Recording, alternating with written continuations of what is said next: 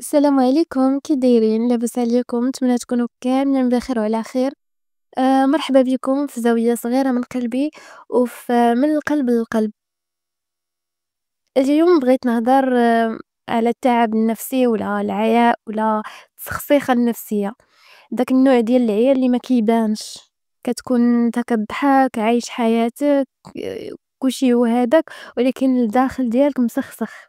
فداك التعب النفسي هو ماشي ضعف وماشي قلة إيمان، بل مجرد إشارة من راسك أنه كتقول لك أنه فلان فلانة راني محتاج نرتاح، بغيت نرتاح، عطيني pause. فبعض المرات كتحس براسك ما قادرش، ما باغيش تهضر، ما باغيش تشوف الناس، حتى الحوايج اللي كانوا كيعجبوك ديرهم ما باغيش ديرهم، كتحاول تفسر لراسك علاش ولكن ما كتلقاش جواب.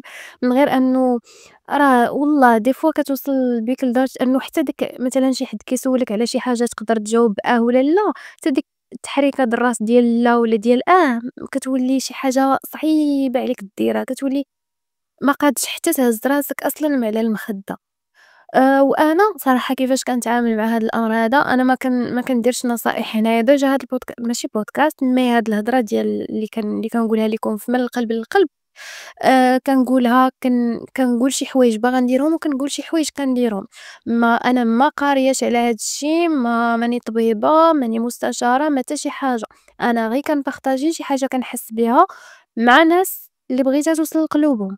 فأي حاجة كنقولها انطلاقًا من تجربتي الشخصية، ما داخلينش فيهم دراسات فلانية ولا طبيب ولا طبيبة ولا داك الشي. فقُلت لكم أنا كيفاش كنتعامل أنه مثلًا حسيت براسي ما هياش، ديجا كنعلم المحيط ديالي، ماشي المحيط كامل، الناس اللي ساكنين معايا، العائلة ديالي اللي ساكنة معايا، كنقول لهم فوالا ما تدخلوش عليا لبيتي، خليوني نتكونسونطرا مع راسي. وكنمشي كنعيش داك النهار فقط نهار، من غير لا كانوا عندي فيه التزامات. طبعًا راه الظروف كتبزز عليك، كتحتم عليك أنه كيخصك دير داكشي اللي مطلوب منك، ولكن كنحاول أنه النهار اللي كنحس براسي طفيت نمشي نتكونسونطرا، نسد عليا، نجلس نخمم شوية شنو الحل. ما لقيتش، ما باغاش نخمم، ننعس، نسد عيني، نتفرج في شي حاجة، المهم ندير شي حاجة، المهم ندير شي حاجة اللي كتريحني ولا الله يجعلني ما ندير أصلًا حتى شي حاجة. المهم عندي هو أنه نرتاح. ف24 ساعة ما غتدي والو إلا ارتاحيت. بالعكس فاش غتفيق النهار التالي غتولي نايض بطاقة جديدة. نوض نجمع بيتي اللي نعست فيها بديك الطاقة السلبية، نقاد أموري، نرجع تاني الروتين ديالي، ونقدر كاع إلا كانوا عندي ديجا شي مهام اللي أجلتهم للغد ليه نديرهم في داك النهار اللي وليت بخير. المهم هو أنه فاش يقول لك النفسية ديالك تقول لك فلانة ولا فلان راك عيان، ما تجاهلش هاد الأمر هذا، حيت صدقًا راه كيتفاقم، راه كتولي مصيبة كحلة، راه كتوليو في أمراض نفسية اللي ما بقاش ينفع حتى داك معالج نفسي، كيولي خاصك ديجا طبيب والأدوية باش يلاه تعالج. فهاد الشي المهم اللي قلت كان غير بين قوسين. الأهم أنه هاد العيا ولا هاد التعب النفسي ولا هاد الشي هذا راه زعما أمر طبيعي. راه حنا إنسان، جسد، بشر، كنعياو.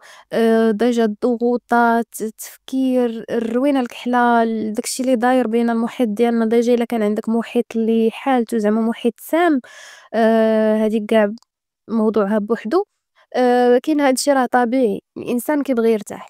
كلنا كندوزو مراحل بحال هكا في حياتنا. كاين فترات نقدروا نسميوهم، كاين فترات اللي كيكون فيهم الضوء وفترات اللي كيكون فيهم الظلام. بحال النهار زعما اليوم كامل ديالنا كيكون فيه الصباح ولا النهار مضوي، وكيكون فيه الليل. هكا دايرة الحياة ديالنا بشكل عام. المهم هو أنه ما تحكمش على راسك، زعما ما تقولش لا أنا تبدلت ولا أنا واقيلا ضعيف ولا أنا واقيلا محتاج ولا أنا ما عرفت مالي ولا أنا ناري غنموت ولا ما عرفت شنو غيوقع ليا. الأهم أنه في ديك الفترة هو أنه دير خير في راسك في ديك الفترة، والله دير خير في راسك. ارتاح، جلس من كترة ما كتحنقز ومقاتل وباغي باغي نولي ندير هادي باغي نوصل للمريخ. جلس، خُد نفس، ارتاح، نعس مزيان، قطع التواصل شوية. والله شي حتى من عائلتك ما تهضرش معاهم داك النهار، نتا اللي أصلًا طالع لك الدم، معصّب، أولا عيان ما قاد حتى تهز حتى يديك تحك راسك، فجلس، ارتاح، قطع التواصل، دير قرآن، تسمع لكلام سيدي ربي، أولا ما بغيتي تسمع حتى شي حاجة ما تسمع لوالو، طفي حتى ديك الهضرة اللي كتقال لك في الدماغ حتى هي حاول طفيها واسكت و وارتاح، لأنه حنايا حنا بشر، كنعاود نرجع نقول حنا بشر، حنا ماشي آلات، راه الآلات كيخسروا باش يرتاحوا، فما بالك حنايا الناس، راه ارتاح، ارتاح عافاك، عافاك لا مرتاح. راه لا يكلف الله نفسًا إلا وسعها، سيدي ربي ما خلقناش باش نبقاو نتحملوا هاد الشي كامل وما نريحوش راسنا، راه نفسك أولى ليك، راه أمانة عندك، واش نتا غادي براسك للتهلكة كتشوف إنه نفسيتك نتا في دمار وغادي، غادي، غادي وكتجابه، الإنسان هو اللي ماشي صارع، هو اللي زعما يواجه الحياة، هو اللي ما يستسلمش، هو اللي إلى آخره، معاكم في هاد الشي. ولكن فاش توصل اللحظة ديال أنه جسمك ولا كيصيفط لك إشارات أنه واك عباد الله اسكت جلس ارتاح ما ديرش شي حركة صافي راه عييت، راه هنا صافي خصك تجلس، خصك تسمع لراسك، نتا نفسيتك ماشي هي هاديك وجسمك كيقول لك أنه راه فوالا راه حنا ماشي مرتاحين، ارتاح، اسمع لراسك وارتاح، لأنه سيدي ربي ما خلقناش باش نهلكو راسنا، نتكايسو على راسنا، ماشي حنا كنهزو الهم للناس الآخرين وكنساو راسنا.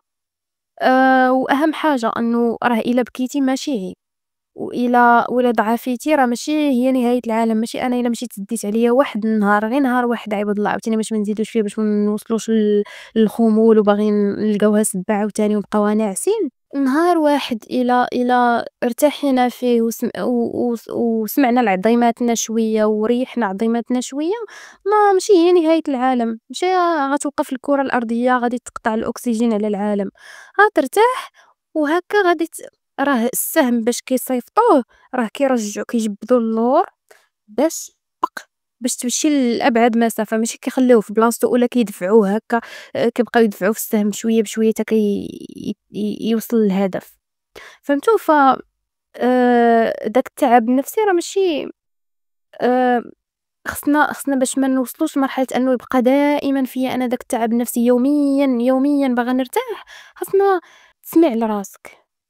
لأنه داك التعب النفسي راه ما كيدومش، راه غير واحد الفترة كنرتاح باش نبدا عاوتاني بنفس جديد، ما كنبقاش دائمًا مريضة أنايا ودائمًا نفسيتي، وراه داك التعب النفسي ولا داك العياء ولا داك التخربيقة النفسية، الدكدكة النفسية اللي كتحس بيها راه كتشافى، راه ماشي كتبقى ديما، ودوك الأيام الثقيلة راه كدوز، ماشي حتى لغدا ولا بعد غدا، ولكن دابا وأنت كتسمعني راه ممكن بداية الشفاء بدات من هاد اللحظة، فما تجاهلش، ما تجاهلش المنبهات أولا كيسميوهم دوك الإشارات اللي كيعطيك الجسم ديالك وكيقول لك راه إنه نفسيتك راه بدات عرفتي داك الضو قبل ما يوصل للضو الأحمر، فاش كيكون الضو الليموني من تما حبس، قبل ما توصل للإشارة الحمرا حبس، ستوبي، الانتباه، انتبه، راه كاين شي خلل، رد ليه البال، صلحو